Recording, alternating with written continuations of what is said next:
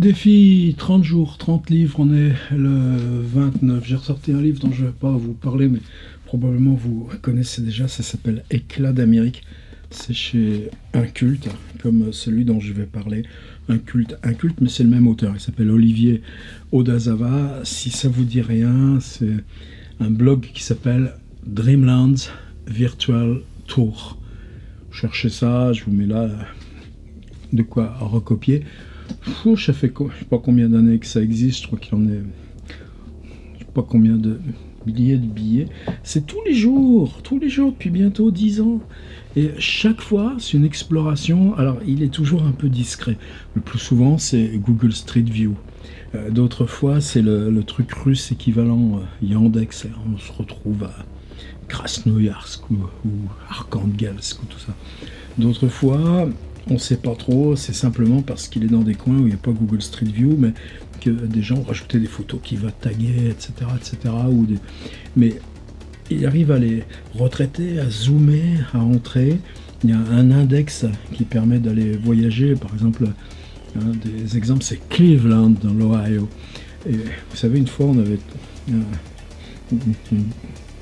une adolescente s'était échappée parce qu'ils étaient 3 séquestrés dans la cave d'un petit pavillon depuis au moins 7 ou 8 ans. Il n'y a pas de truc plus odieux que ce machin-là. Et Odazawa, qu'est-ce qu'il fait? Il prend l'adresse du pavillon. Nous, on n'a pas besoin de se représenter ça visuellement. Ou à la limite, visuellement, on se le crée là, tout de suite, autour de ce qui nous entoure au plus près.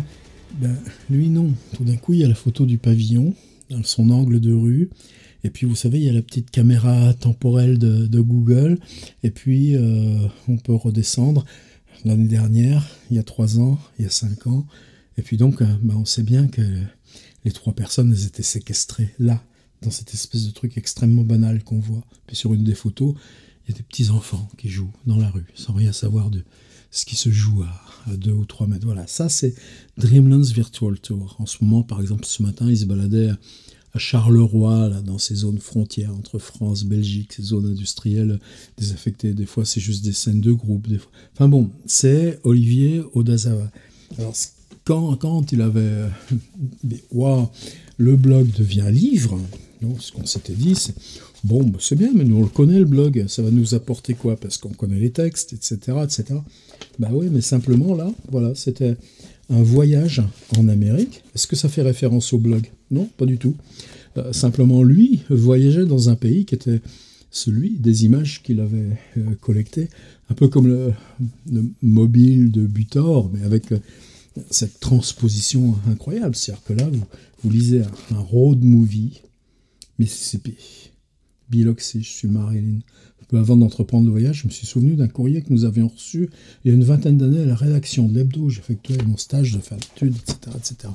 Et c'est du roman, et c'est pour moi un classique, Éclat d'Amérique. Alors, Olivier a fait paraître il y a 2 ans un roman. Et là, moi, j'avais été un peu déboussolé, parce que c'est pas trop mon truc. Ça s'appelait Janine, c'est sorti en 2016, et 3 ans après, voilà un livre très mince, 130 pages, pages consistantes, attention, ça vaut, si j'en parle, c'est que ça, c'est pas l'épaisseur qui fait l'intérêt d'un livre. Le titre est bizarre, Une ville de papier. Et je crois que si j'ai pas fait de vidéo plus tôt, c'est que c'est tellement déroutant que je sais pas comment le prendre. Même là tout de suite. Alors, par exemple, quand dans les premiers temps où on faisait de l'édition numérique, on passait énormément de temps à scanner, numériser des textes, les réviser, les retaper en entier, et puis à peine on mettait ça en ligne qu'on se le retrouvait pompé à 30 endroits, et c'était très déplaisant. Et par exemple, on était pas mal à faire ce truc-là, c'est-à-dire que toi, tu avais retranscrit, tu avais passé 4 nuits, 5 nuits, bidouiller ce texte. Qu'est-ce que tu faisais? Eh bien, tel ou tel endroit, on mettait des petits marqueurs. On mettait une bout de phrase en plus, ou un petit changement de mot. Ce qui fait que quand ensuite on retrouvait le texte piraté, tu pouvais tout de suite pointer du doigt, et monsieur là, ce bout de phrase. Il n'est pas dans l'original. Et pour preuve, eh ben, figurez-vous que ce truc-là, lui, c'est le point de départ. C'est-à-dire, est-ce que vous vous souvenez des cartes Michelin? Bon, ouais, je parle à ceux qui ont mon âge ici. Autrefois, c'était pas les petits téléphones pour se repérer, c'était pas les GPS et puis tous les machins comme ça. On avait un gros livre où on passait de page en page et qui était l'atlas de la France routière. Mais il y avait les cartes régionales, il y avait les cartes départementales, des belles cartes jaunes, etc., etc. Bon, et comme par hasard, si c'était Michelin, c'est parce que c'est eux qui avaient les pneus de voiture et puis le développement de la voiture a induit que la voiture avait besoin de ces outils cartographiques. Alors nous, c'est passé par Michelin. Aux USA, c'est passé par les compagnies d'essence. Texaco, Exxon, Esso. Et les trois compagnies distribuaient dans les stations-service le premier outil nécessaire pour que les bagnoles roulent, se dirigent, des cartes routières. Ça, bon, a priori, on est dans des éléments qui sont vérifiables. Simplement, c'est cette question du vérifiable qui est problématique avec Odazawa. C'est-à-dire que tout ce que vous voyez, par exemple, sur Dreamlands Virtual Tour, c'est vérifiable, puisqu'il y a eu la Google Car qui est passée avec sa caméra tournante et qui a fixé à ce moment-là ce truc. Mais il suffit d'une toute petite poussée de contextualisation, de distorsion, de grossissement, et tout d'un coup, le monde décalé, inventé, remplace le premier monde. C'est là où, pour moi, c'est une sacrée tâche que de parler. Alors, heureusement, tous les journaux en ont parlé, une ville de papier. Il est célèbre, un bouquin comme ça passe pas inaperçu. Vous avez tous entendu causer, on vous a tous bassiné dans tous vos magazines et tout ça, à la radio, dans les émissions que vous écoutez, une ville en papier de Olivier Odazawa. C'est même pas la peine que je rajoute mon petit grain de sel. Bon, ça fait rien, je le rajoute quand même. Donc, une boîte new-yorkaise, mais je vous dis, j'ai pas cherché à vérifier. C'est un livre d'enquête. Mais des livres d'enquête, c'est une thématique, l'enquête. Et pour moi, le parangon du livre d'enquête, c'est ce monsieur qui s'appelle Patrick Modiano. Dora Bruder. C'est-à-dire un petit article de journal. Et puis sur cet article de journal, vous allez remonter toutes les pistes. Est-ce qu'à la fin, on aura retrouvé une tente, on aura retrouvé des photos, on aura retrouvé des documents d'état civil. Et en fait, le parcours du récit, l'enquête qu'on mène sur la piste de la petite coupure de journal de 1942 parlant de cette adolescente disparue qui s'appelle Dora Bruder, fait que vous aurez vécu avec l'intensité, la passion du roman, et si le Nobel c'est pas un hasard ce truc-là, quelque chose qui ne vous donnera pas la solution sur cette disparition. Mais on aura vécu dans l'intensité, dans la quête. Voilà. Ça, c'est le livre d'enquête. C'est le premier titre, vous savez, Hérodote. C'est la fondation même de l'enquête. Alors lui, sur quoi il enquête? Alors cette boîte new-yorkaise crée des cartes routières et ils sont plusieurs à se concurrencer.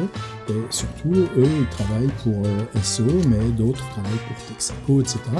Et donc, quand ils établissent une nouvelle carte routière, le Maine, en l'occurrence, vous montez de New York, vous suivez la côte au-delà de Boston, vous dépassez le Massachusetts, commence la côte du Maine, on monte après jusqu'à Halifax au Canada. Et c'est là où ils installent des villes de papier. C'est-à-dire que sur la carte, on installe un nom et une toute petite bribe de carrefour et de dessin qui ne correspond pas à la réalité. Ça veut dire que si votre carte est pompée, vous pourrez aller démontrer chez le concurrent que ce point-là n'existe pas. Et voilà, ça commence dans l'histoire d'Odazawa. On confie aux gars qui travaillent dans cette boîte de la joie, le plaisir d'inventer. Et attention, comment on invente une ville qui n'existe pas? Il faut qu'elle soit crédible. Et ça, c'est toute la question aussi du littéraire, de Jules Verne. L'illusion, pour être recevable, doit s'aborder elle-même en tant qu'illusion, n'être que réalité. Et là, on retombe dans Dreamland Virtual Tour et les profondes logiques d'Olivier Odazava. Alors, où commence l'enquête? C'est justement ça. Alors, est-ce que lui, comment il invente ça? Comment c'est passé dans sa tête? Comment c'est venu? Mais justement, parce que tous les jours, il s'exerce au blog. Parce que tous les jours, il entre dans les images. Il fabrique ces trucs-là. Comment ça vient, l'imaginaire? Plus doué que nous, Olivier Odazava? Oui, il est doué. Mais il y a ça. C'est-à-dire, pourquoi on travaille sur nos sites, sur le blog? Mais parce qu'on expérimente la narration et les rapports au réel en permanence, de narration, d'images, récits, réalité, et évidemment, la ville, l'urbain, le monde tel qu'il bouge, se distend. Et là, on n'est pas dans l'exploration spatiale, on est aussi dans le croisement de l'expérience temporelle, plus l'expérience technologique. Bon, il se trouve qu'entre Texaco et SO, il y a une carte de Texaco qui reproduit la ville de papier, la ville inventée, donc la boîte fait un procès. Et puis non, elle va perdre le procès parce que la ville existe. Alors là commence la folie, quoi. C'est-à-dire, pourquoi la ville existe alors qu'on l'avait inventée? Parce qu'un type avait voulu faire, vous savez, ces General Store, ces trucs... moi j'ai vu ça, c'est encore là, en roulant sur la 138, là, entre Sept-Îles et tout ça, c'est... Dans ces endroits où vous arrivez au bout de 80 km, il n'y avait rien eu, puis tout d'un coup, vous avez le magasin où il y a tout, quoi. Et puis, mais il n'y a que ça, il n'y a que ce magasin.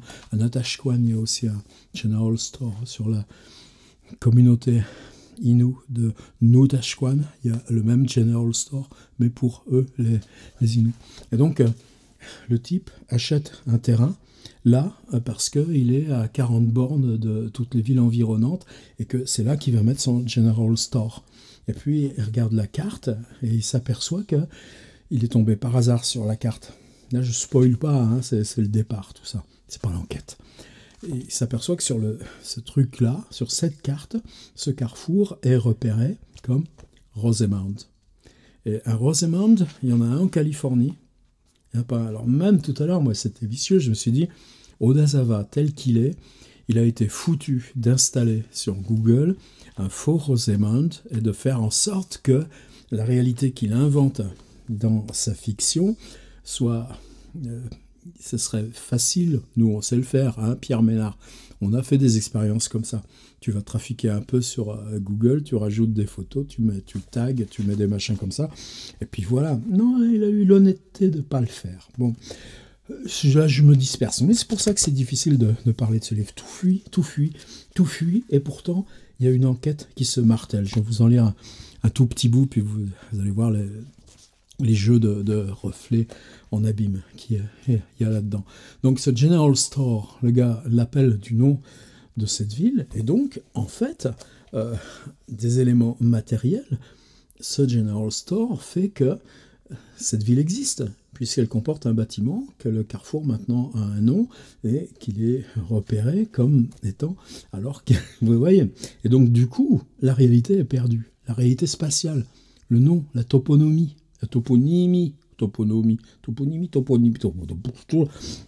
on est très troublé quand on sort, quand on rentre dans ces affaires-là.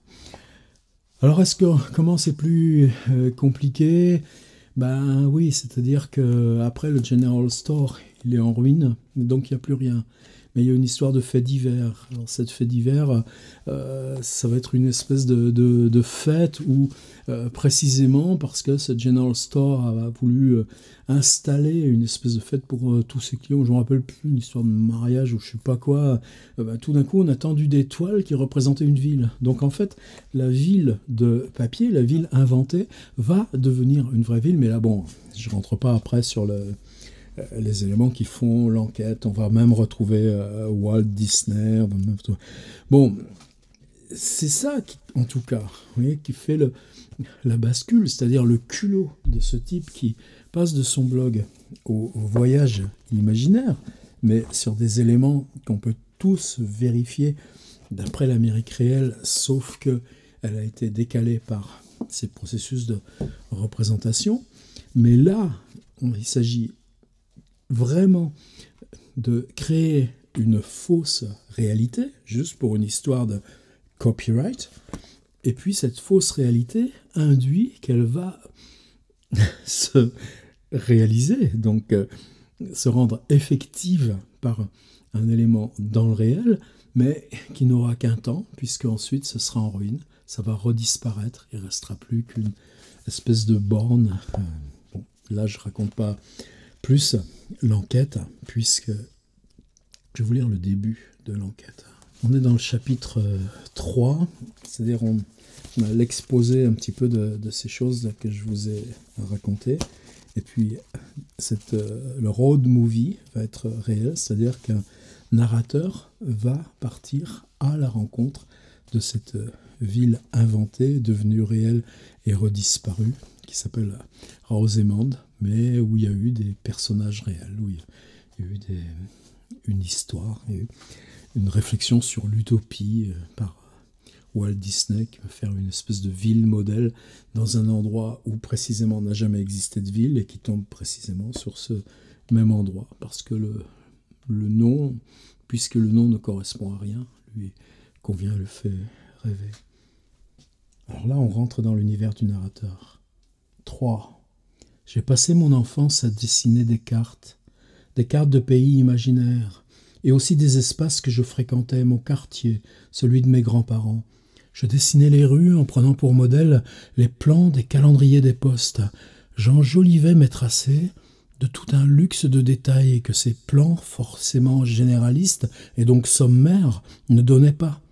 Je notais arbres et arbustes que l'on pouvait croiser, panneaux de signalisation, passages pour piétons. J'essayais de dessiner de la façon la plus réaliste possible. Je plaçais chaque maison, chaque immeuble. Pour pouvoir retranscrire plus de détails encore, je décidai d'augmenter la surface utile de papier en scotchant des feuilles les unes aux autres.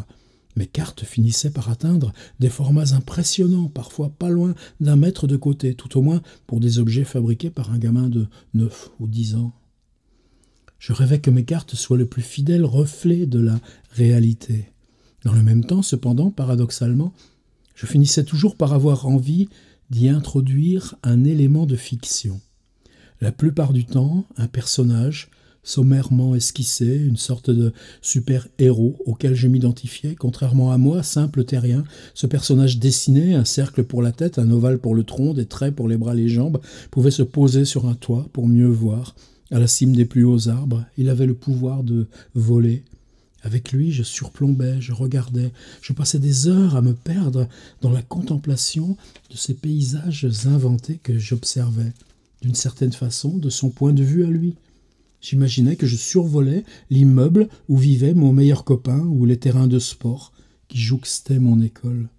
Plus tard, j'ai eu l'honneur de devenir l'un des membres fondateurs de l'Oucarpo, l'ouvroir de cartographie potentielle, émanation de l'Oulipo, cher à Queneau, ou Pérec, l'acte fondateur de l'Oucarpo. Une réunion de chercheurs, de cartographes, de géographes, d'artistes devait se tenir sur l'île d'If. Avec un nom pareil, l'île tient lieu de paradis pour qui veut se jouer des potentialités. Pour ce baptême, nous devions tous nous retrouver sur le vieux port à Marseille pour embarquer à bord d'une navette en partance pour les îles. L'expérience, forcément, avait quelque chose de romanesque, mais un fort Mistral se mit à souffler ce jour-là. Aucune embarcation ne fut autorisée à prendre la mer, et faute d'IF, nous dûmes nous réfugier dans les locaux d'une école d'architecture du côté de la gare Saint-Charles. Cependant, la presse locale, le lendemain, annonça en grande pompe la création de l'Oucarpo au château d'If. Le journaliste avait contacté les organisateurs la veille de l'événement pour prendre un peu d'avance sur un sujet qui n'était pas, à ses yeux, d'une actualité brûlante. Il n'avait pas rappelé plus tard pour vérifier si tout s'était déroulé comme prévu. Tout ça pour dire que la cartographie, particulièrement dans son rapport à l'illusoire de l'imaginaire, a toujours été pour moi un point remarquable, particulièrement remarquable d'intérêt.